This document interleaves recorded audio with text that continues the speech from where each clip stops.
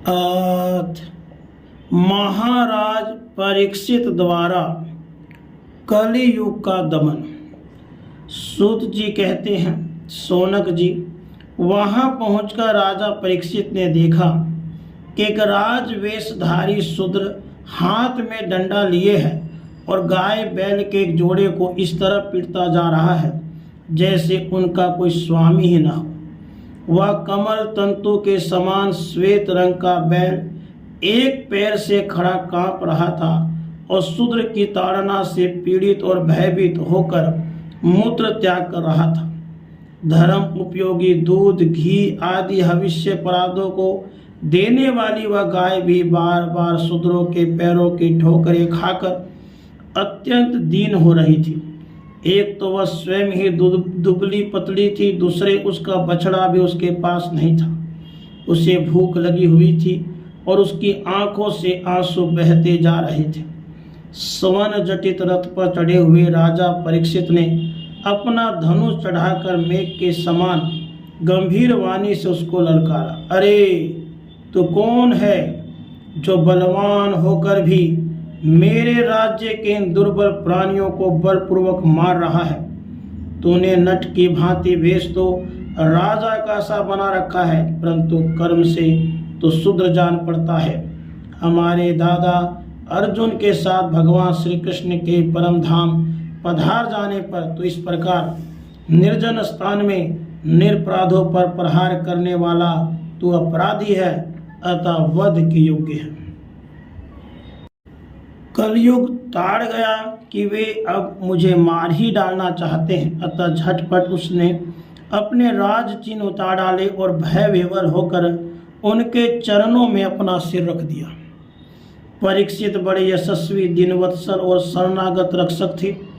उन्होंने जब कलयुग को अपने पैरों पर पड़े देखा तो कृपा करके उसको मारा नहीं, अपितु हंसते हुए से उससे कहा। परीक्षित बोली, जब तू हाथ जोड़कर शरण आ गया तब अर्जुन के यशस्वी वंश में उत्पन्न हुई किसी भी वीर से तुझे कोई भय नहीं है, परंतु तू अधर्म का सहायक है, इसलिए तुझे मेरे राज्य में बिल्कुल नहीं रहना चाहिए। तेरे राजाओं के शरीर में रहने से ही झूठ, लोभ, चोरी, दुष्टता, स्वधर्म त्याग, दरिद्रता, कपट, कलह, दंभ और दूसरे पापों की बढ़ती हो रही है।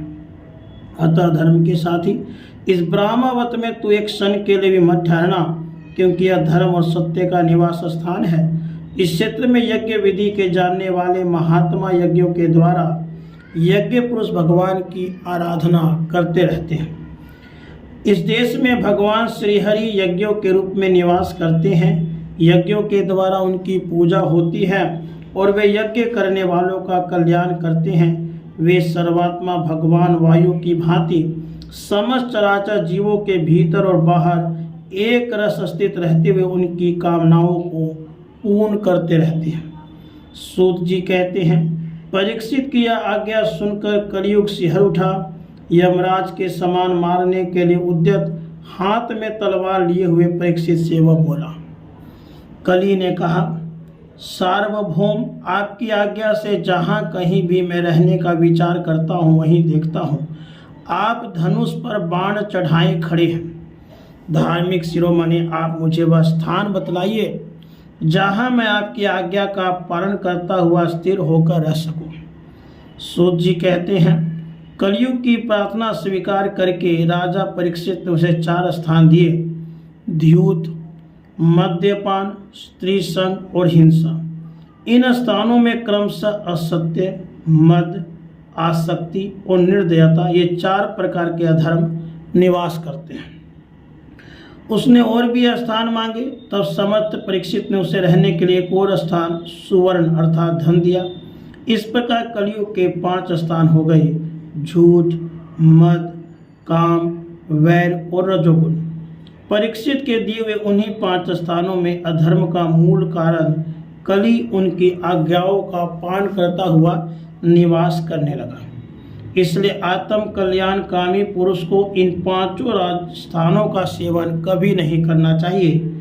धार्मिक राजा, प्रजा वर्ग के लौकिक नेता और धर्म उपदेष्टा गुरुओं को भी बड़ी सावधानी से इनका त्याग करना चाहिए। राजा परीक्षित ने इसके बाद वृषभ रूप धर्म के तीनों चलन तपस्या, शौच और दया जोड़ दिए और आश्वासन देकर पृथ्वी का संवर्धन किया। राधे कृष्ण।